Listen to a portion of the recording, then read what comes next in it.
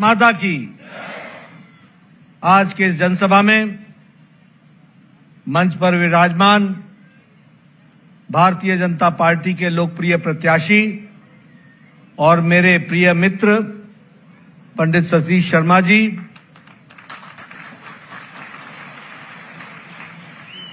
हमारे मित्र अश्विनी शर्मा जी, हमारे डीडीसी के चेयरमैन कर्नल मोहन सिंह जी, विक्रम सिंह जी, नीरू बालाजी, नारायण दत्त जी, रोमी खजूरिया जी, गोपाल कृष्ण जी, सोहनलाल गुप्ता जी, विशाल सिंह जी, बीपी शर्मा जी, विपिन शर्मा जी, अमरीक सिंह जी, पंकज जी, अजय जी, हमारे स्टेट के सेक्रेटरी, हमारे मदन लाल सरपंच जी, अशफदीन जी और वर्षा जमवाल जी, सम्मानित मंच और यहां इतनी बड़ी संख्या में एकत्र आए देवियों और सज्जनों, मीडिया के मेरे साथी, प्रिंट मीडिया और इलेक्ट्रॉनिक मीडिया के मेरे साथी, सबसे पहले तो मैं जब इस पवित्र भूमि पर आया हूं तो माता सुकराला जी को नमन करते हुए अपनी बात को प्रारंभ करता हूं। हम सब जानते हैं कि यह धरती माता सुकराला के आशीर्वाद से मंगलमय है और विकास की ओर एक नई दिशा लेकर के चली है। ऐसे स्थान पर जब अपने प्रिय मित्र सतीश शर्मा जी के लिए मैं आया हूं तो दो बातें मुझे दिख रही हैं। एक, कि आप सब लोग 10 बजे सुबह के आए हुए हैं और शाम के 5 बज रहे हैं। एक भी माता, बहन, बुजुर्ग, नौजवान एक भी अपनी कुर्सी छोड़कर नहीं गया है। यह बताता है कि आपका सतीश शर्मा जी के साथ अटूट प्रेम है।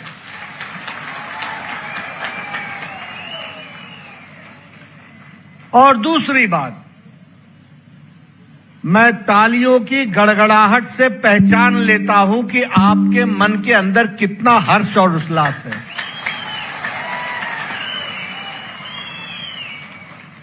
ये तालियां सड़क पर भी लोग बैठे, जो खड़े हैं, बैठे हैं, वो भी बजा रहे हैं। ये बताता है कि आपने सतीश शर्मा जी को बिलावर से अपना आशीर्वाद देने का मन बना लिया है। इसके लिए मैं आपको विशेष करके धन्यवाद देता हूं। लेकिन मैं चाहता हूं सिर्फ आपका वोट ही ना आए। आप यहां से जब दूर अपने गांव को जाएंगे, मुझे मालूम है कि आपको जाने में 1.5 घंटा, 2 घंटा, 3 घंटा लगेगा, सूर्यास्त हो जाएगा, रात हो जाएगी। पर जब आप अपने घर जाएं तो मोहल्ले में, कस्बे में, इलाके में, गांव में, पंचायत में मोदी जी का एक संदेश जरूर पहुंचाइएगा कि अब कश्मीर मुख्य धारा में चल पड़ा है, इसको आगे ले जाना है, इसके लिए हमको काम करना है। बोलिए, ये संदेश पहुंचाएंगे? जरा जोर से बोलिए, संदेश पहुंचाएंगे? मोदी जी की राम राम पहुंचाएंगे? सतीश जी को विधानसभा में भेजेंगे? मित्रों, मैं यहां यह भी कहना चाहता हूं कि जम्मू कश्मीर का बहुत पुराना संबंध भारतीय जनता पार्टी और जनसंघ से है। एक भावनात्मक रिश्ता है हमारा। कांग्रेस पार्टी, नेशनल कॉन्फ्रेंस ने हमेशा जम्मू की धरती के साथ दगा दिया है, इसको छला है, धोखा दिया है, गुमराह किया है। लेकिन जम्मू कश्मीर की धरती के साथ अगर कोई खड़ा रहा है तो वो भारतीय जनता पार्टी और भारतीय जनसंघ खड़ी रही। शेरे डुकर पंडित प्रेमनाथ डोगरा जी, जो 1955 में भारतीय जनसंघ के तीसरे राष्ट्रीय अध्यक्ष थे, उन्होंने एकीकरण के लिए शेख अब्दुल्ला से लोहा लिया था और जम्मू कश्मीर की आवाज को उठाया था। वह हमारे तीसरे राष्ट्रीय अध्यक्ष थे। हमारे प्रथम अध्यक्ष श्यामा प्रसाद मुखर्जी, जो बंगाल के रहने वाले थे, लेकिन वो यहां आए और उन्होंने जवाहरलाल नेहरू और शेख अब्दुल्ला के गलत मंसूबे को चैलेंज किया और कहा कि धारा 370 जम्मू कश्मीर के लिए अच्छी नहीं है। एक देश में दो प्रधानमंत्री नहीं हो सकते, एक देश में दो निशान झंडे नहीं हो सकते, एक देश में दो संविधान नहीं हो सकते।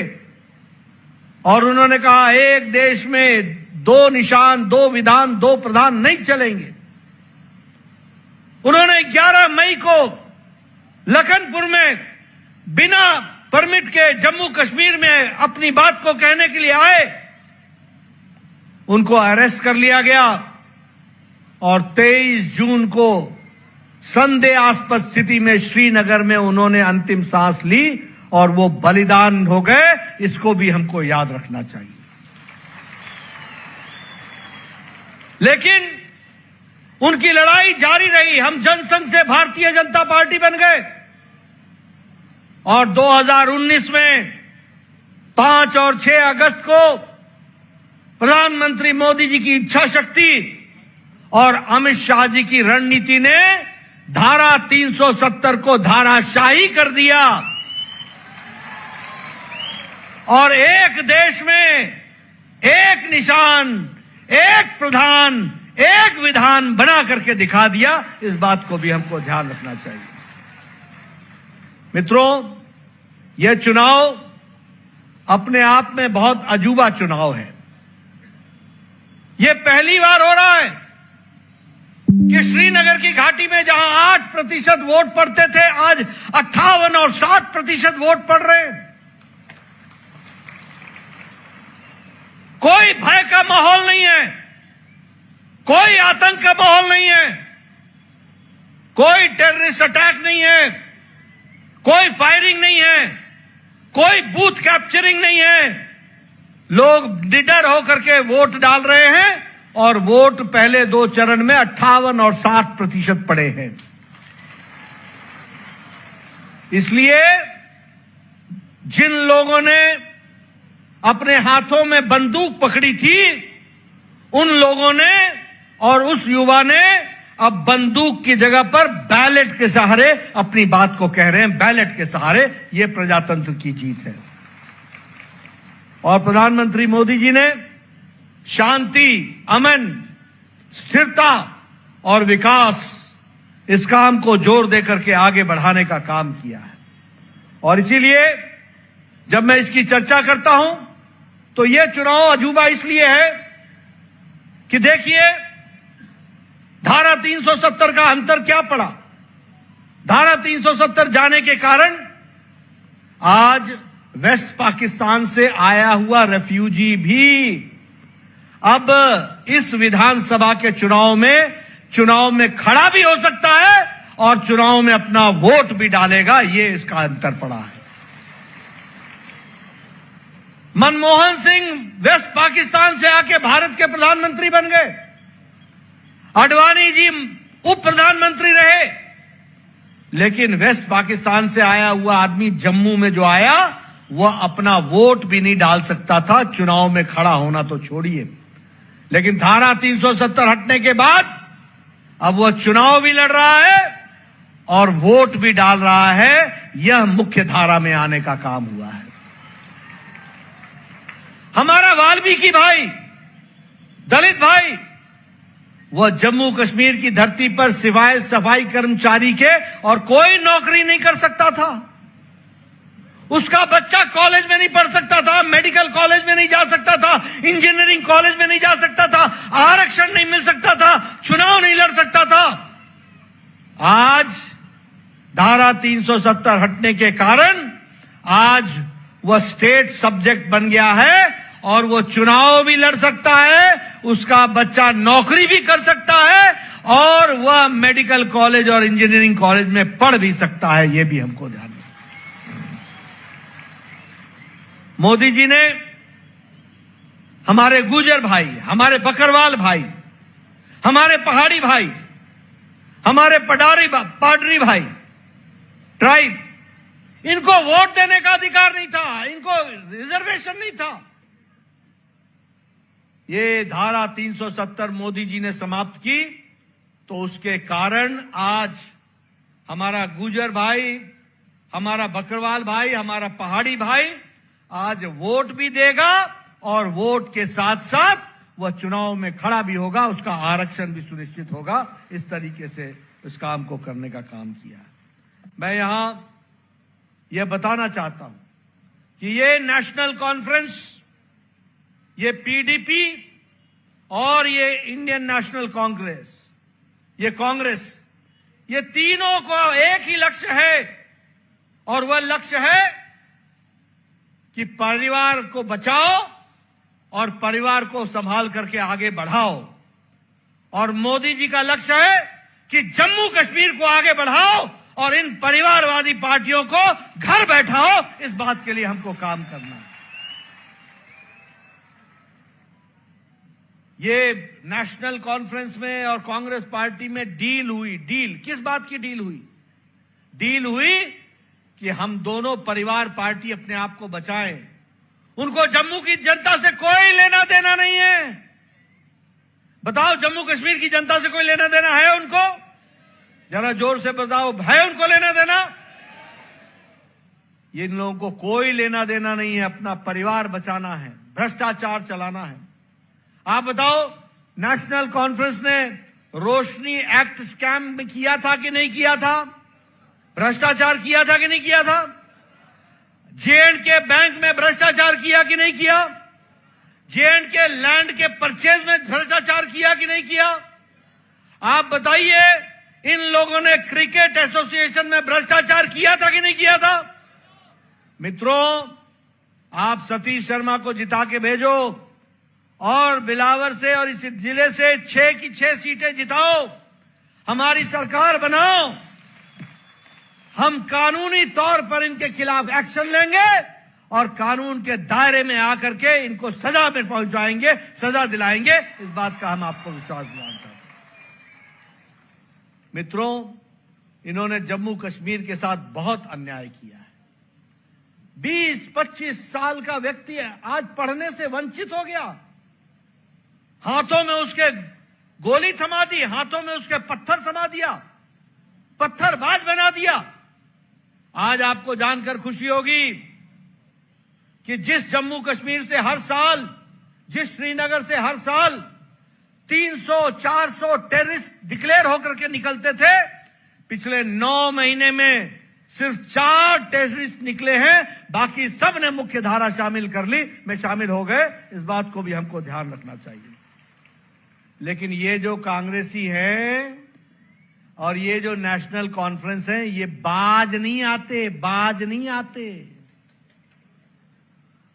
ये 1990 की स्थिति लाना चाहते हैं। बोलो, नेशनल कॉन्फ्रेंस ने बोला कि नहीं बोला कि आतंकवादियों को जेल से छुड़ाएंगे? बोला कि नहीं बोला? मैनिफेस्टो में डाला कि नहीं डाला? छोड़ना है क्या? इनको छोड़ना है क्या?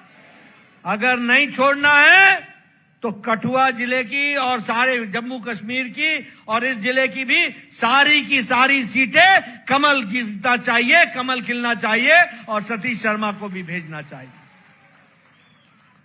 आप बताइए, आपको मालूम होगा एलओसी बॉर्डर पर क्या होता था? यहां से बिकने के लिए सामान जाता था और वहां से नकली नोट आते थे। यहां से बिकने के लिए सामान जाता था और वहां से असला आता था। आज नेशनल कॉन्फ्रेंस जिसके साथ गलबाइयां कर रहे हैं कांग्रेस पार्टी वाले, वो बोलते हैं एलओसी पर हम व्यापार फिर से शुरू कर देंगे। करना है क्या व्यापार? करना है? नेशनल कॉन्फ्रेंस बोलती है हम पाकिस्तान के साथ फिर से वार्ता करेंगे, और मोदी जी कहते हैं जब तक आतंकवाद समाप्त नहीं होगा कोई बातचीत नहीं होगी और हम मुंह तोड़ जवाब देंगे, ये हमारे प्रधानमंत्री जी कहते हैं। इसलिए मित्रों, हमको ये ध्यान में रखना होगा कि विकास के दृष्टि से किस तरीके से आज बदलाव आया है। आज घाटी में बोलो, G20 की घाटी में श्रीनगर में बैठक हुई कि नहीं हुई? कार रेस हुई कि नहीं हुई? आप बताइए, वहां पर ये स्पोर्ट्स अपना ये खेलो इंडिया हुआ कि नहीं हुआ? आज लोग लाल चौक पर शाम को 10 बजे 11 बजे फोटो खिंचा रहे हैं। फोटो 2 करोड़ से ज्यादा टूरिस्ट आया जम्मू कश्मीर में, 2 करोड़ से ज्यादा एक साल के अंदर। बोलो, शांति अमन चैन आई कि नहीं आई? रखना है कि नहीं रखना है? इसलिए मित्रों, मैं ये आपको बताना चाहता हूं, चाहे आरक्षण का विषय हो, चाहे विकास का विषय हो, कोई भी विषय हो, उस विषय को बढ़ाने का काम भारतीय जनता पार्टी मोदी जी के नेतृत्व में की है। मैं यहां ये भी आपको बताना चाहता हूं, 10 साल पहले बताओ, 5 साल पहले धारा 370 लगने के पहले प्रदेश में भ्रष्टाचार व्याप्त था कि नहीं था? भ्रष्टाचार था कि नहीं था? आज मोदी जी ने भ्रष्टाचार समाप्त किया कि नहीं किया? विकास का काम चला कि नहीं चला? आज देश आज जब दुनिया की अर्थनीति लड़खड़ा रही है, दुनिया की, चाहे अमेरिका हो, चाहे ऑस्ट्रेलिया हो, चाहे जापान हो, चाहे चाइना हो, सब जगह अर्थनीति लड़खड़ा रही है। वहां मोदी जी के नेतृत्व में ब्राइट स्पॉट की तरह, जगमगाते सितारे की तरह आज भारत खड़ा है। इस बात को हमको समझना चाहिए। आज भारत मोदी जी के नेतृत्व में जो 10 साल पहले अर्थनीति में आर्थिक दृष्टि से 11वें नंबर पर खड़ा था, 11वें नंबर पर, आज ब्रिटेन को जिसने हमको 200 साल राज किया, उसको पछाड़कर भारत आज 11वें नंबर से 5वें नंबर की अर्थव्यवस्था बन गई, 5वें नंबर की।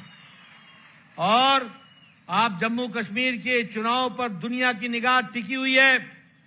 यहां आप चुनाव जिताओ, कमल खिलाओ, और मोदी जी के नेतृत्व में वो तीसरे टर्म में भारत को दुनिया की तीसरी आर्थिक शक्ति बनाएंगे, तीसरी आर्थिक शक्ति बनाएंगे। और अगर मैं जम्मू की बात करूं तो आपको जानकर खुशी होगी। बोलो, पिछले 5 साल में विकास हुआ है कि नहीं हुआ है? सड़कें बनी है कि नहीं बनी है? गांव गांव सड़क पहुंच रही है कि नहीं पहुंच रही है? विकास के काम चल रहे हैं कि नहीं चल रहे हैं? National highway, elevated road, flyover, सब पर काम चल रहा है कि नहीं चल रहा है? आप लोगों को जम्मू जाने का मौका मिलता होगा। जम्मू बदला हुआ शहर है कि नहीं है? बदल गया कि नहीं बदल गया? विकास हो रहा है कि नहीं हो रहा है? आपको जानकर खुशी होगी कि जम्मू कश्मीर में 1800 किलोमीटर नेशनल हाईवे बना है, 1800 किलोमीटर नेशनल और state highway. Delhi Katra expressway, Delhi से कटरा, जम्मू पुंछ हाईवे, चेनानी नासरी हमारा tunnel, Banihal Qazigund tunnel, Zojila tunnel, ये सब विकास के नए काम हो रहे हैं। आपको जानकर खुशी होगी कि हमारे गांव में 19,000 किलोमीटर की सड़क बनी है और 2300 गांवों को 2300 गांवों को सड़क से ऑल वेदर रोड, 12 महीने चलने वाली सड़क से जोड़ दिया गया है। इस तरीके से काम चल रहा है। 443 किलोमीटर की बॉर्डर रोड बनी है, 443 बीआरओ ने बनाई है। उधमपुर से लेकर के बारामूला तक आज रेलवे लाइन ये पूरी की पूरी बनकर के तैयार हो रही है, कुछ दिनों में कंप्लीट हो जाएगी। अब ट्रेन बारामूला तक जाएगी, कश्मीर से कन्याकुमारी तक भारत एक होगा, सही मायने में एक होगा, इसको हमको देखने को मिलेगा। आज माता वैष्णव देवी को दिल्ली से वंदे भारत ट्रेन चल रही है। कभी सोचा था दिल्ली कटरा, आज वंदे भारत ट्रेन चल रही है। अटल जी ने चेनाब के ऊपर रेलवे ब्रिज दिया था, अटल जी ने। ये यूपीए की सरकार ने 10 साल उसको दबा के रखा, 10 साल। मोदी जी आए, फिर से चेनाब ब्रिज पर काम शुरू हुआ। आज एशिया का सबसे ऊंचा ब्रिज बन करके तैयार है और वो जम्मू कश्मीर की शान बनकर के तैयार है, चेनाब ब्रिज। ये भी हम लोगों ने देखा है। और इसी तरीके से अगर मैं यहां की बात करूं तो मैं आपको बताना चाहता हूं कि लगभग 38,000 सरकारी नौकरियों में लोगों को जोड़ने का काम हुआ है और विकास के साथ जुड़ा है। जम्मू की बात कर रहा हूं, all India institute of medical sciences Jammu में खुल चुका है। दुनिया में वर्ल्ड क्लास अब हॉस्पिटल के लिए अब आपको दिल्ली नहीं जाना पड़ेगा, जम्मू में उसका इलाज हो जाएगा, इस बात की व्यवस्था की गई है। Indian institute of management, Indian institute of technology, Indian institute of mass communication, अब जम्मू देश में उन शहर में आ गया है जो बेंगलोर से मुकाबला करेगा, जो हमारे ये जो बड़े बड़े शहर हैं उनसे मुकाबला करेगा और यहां पर एजुकेशनल हब बन करके तैयार हुआ है। इस बात को भी हमको समझना चाहिए। मेट्रोपॉलिटन सिटी जैसा जम्मू कश्मीर में हर तरीके की सुविधा जम्मू शहर में दी जा रही है, यह भी हमको समझना चाहिए। मैं एक बात और बोलना चाहूंगा, शाहपुर कंडी प्रोजेक्ट हाथ नहीं लगाते थे। ये सारा हमारा इलाका जो कंडी का इलाका है, सूखा इलाका था, पैसे वहां पर पानी की व्यवस्था नहीं थी। 10 साल तक सिर्फ पाकिस्तान से डरकर यूपीए की सरकार शाहपुर कंडी को हाथ नहीं लगाती थी। ये मोदी जी आए, उन्होंने शाहपुर कंडी के काम को शुरू किया और अब जम्मू के कोने कोने तक किसानों के लिए पानी पहुंचाने का काम कुछ दिनों में पूरा हो जाएगा। इस बात को भी हमको ध्यान में रखना चाहिए। 8 नए मेडिकल कॉलेज खोले गए। Pakal hydro project, Pakal Dul hydro project, Kiru hydro project, Ratle hydro project, Kwar hydro project, इन सब पर काम तीव्र गति से चल रहा है। इसलिए जम्मू अब पानी से वंचित नहीं रहेगा और विकास की एक नई गाथा लिखी जाएगी। इस बात को भी हमको समझना चाहिए। आप बताइए, लंबे समय बाद यहां पर हमारे डीडीसी का चुनाव हुआ कि नहीं हुआ? डिस्ट्रिक्ट डेवलपमेंट कमेटी का चुनाव हुआ कि नहीं हुआ? पंचायतों का चुनाव हुआ कि नहीं हुआ? सरपंच चुन करके आए कि नहीं आए? कांग्रेस और एनसी के जमाने में हुआ था चुनाव, हुआ था चुनाव, गोलियां चलती थी, गोलियां चलती थी। आज वहां चुनाव हो रहा है और चुनाव हुए हैं और चुनाव के बाद आज मंच पर भी मैं देख रहा हूं हमारे चेयरमैन, हमारे पंचायत के सचिव, ये सब लोग जीत करके आए हैं, नौजवान नेता बना है। और जब आपके बेलावर में आया हूं तो मैं एक बात का आपको विश्वास दिलाना चाहता हूं। सतीश जी ने मेरे से चर्चा की और उन्होंने कहा यहां पीएचसी दो, यहां सीएचसी दो, अस्पताल को ठीक करो। इन्होंने मुझे बतौर स्वास्थ्य मंत्री स्वास्थ्य की बात की है। मैं आपको विश्वास दिलाता हूं, ये मोदी जी की सरकार है। स्वास्थ्य नहीं, स्वास्थ्य हो, सड़क हो, बिजली हो, पानी हो, कोई भी विषय हो, किसी भी मामले में बिलावर पीछे नहीं रहेगा। उसके विकास के लिए हम जुड़ेंगे, उसको हम मुख्य धारा में लाएंगे। लेकिन मैं एक बात बता दूं आपको, हम दिल्ली से स्कूल तो दे सकते हैं, लेकिन अगर यहां हमारी सरकार नहीं हुई तो स्कूल लेना ना लेना ये सरकार की मर्जी बन जाएगी। हम आपको पीएचसी तो दे सकते हैं, लेकिन अगर यहां की सरकार पीएससी लेने से इनकार कर दे तो हम कुछ नहीं कर सकते। और इसीलिए मैं निवेदन करूंगा कि अब यहां भी डबल इंजन की सरकार चाहिए, डबल इंजन की सरकार चाहिए। आप नहीं सिर्फ सतीश शर्मा को जिताइए, सारी सीटें जिताइए। आपके जहां भी रिश्तेदार हैं, आपके जहां भी जानने वाले, सबको बताइए कि विकास की कहानी अगर लिखेगा तो कमल का निशान लिखेगा, मोदी जी का नेतृत्व लिखेगा। इस बात को हमको समझना है। और इसीलिए आपसे मैं निवेदन करने आया हूं, पीएचसी की बात हो, सीएचसी की बात हो, अस्पताल की बात हो, सड़क की बात हो, बिजली की बात हो, स्कूल की बात हो, कॉलेज की बात हो, मेडिकल कॉलेज की बात हो, ये सारे काम होंगे। लेकिन इस काम का रास्ता एक ही है कि आपका ये उंगली ये कमल के बटन पर दबनी चाहिए और लोगों से दबानी चाहिए। सतीश शर्मा को भेजना है और उनको विधानसभा में पहुंचाना है। ये आपकी जिम्मेवारी, बाकी सारी जिम्मेवारी हमारी है, ये हमको समझना होगा। मित्रों, मेरा एक संदेश और पहुंचा देना। प्रधानमंत्री मोदी जी ने 3 करोड़ नए प्रधानमंत्री आवास योजना में घर सैंक्शन किए, 3 करोड़। अब बिलावर में भी कोई कच्चे छत का मकान नहीं होगा, पक्के छत में रहने का मौका मिलेगा। इस बात को समझ लीजिए। प्रधानमंत्री जी ने दूसरी बात जो पूरा किया है कि इस प्रदेश में बिलावर में कोई भी माता, कोई भी बुजुर्ग, कोई भी किसी भी जाति का हो, किसी भी आमदनी का हो, अमीर हो या गरीब हो, जिसकी उम्र 70 साल से ऊपर की हो जाएगी उसको 5 लाख रुपए का हर साल गंभीर बीमारी से लड़ने के लिए और इलाज करने के लिए व्यवस्था की जाएगी। 5 लाख रुपए। और आयुष्मान भारत का 5 लाख को बढ़ा करके हम 7 लाख कर रहे हैं।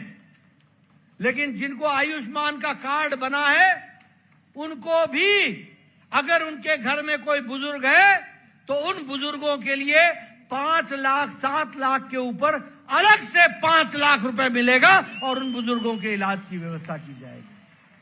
बोलो, ये सब कराना है कि नहीं कराना है? कराना है कि नहीं कराना है? अगर कराना है तो एक भी सीट किसी और को नहीं जानी चाहिए। हर जगह कमल खिलना चाहिए, सरकार हमारी बननी चाहिए। और इस सतीश को मजबूत करो। बोलो, सतीश जी को जिताओगे ना? मजबूत करोगे ना? आप इनको मजबूत करो। आगे मजबूत करना हमारी जिम्मेवारी है। आगे से पूरी ताकत के साथ इसको बढ़ाएंगे और ये बिलावर की सेवा कर सके, इसकी हम चिंता करेंगे। बोलो, सतीश को जिताओगे?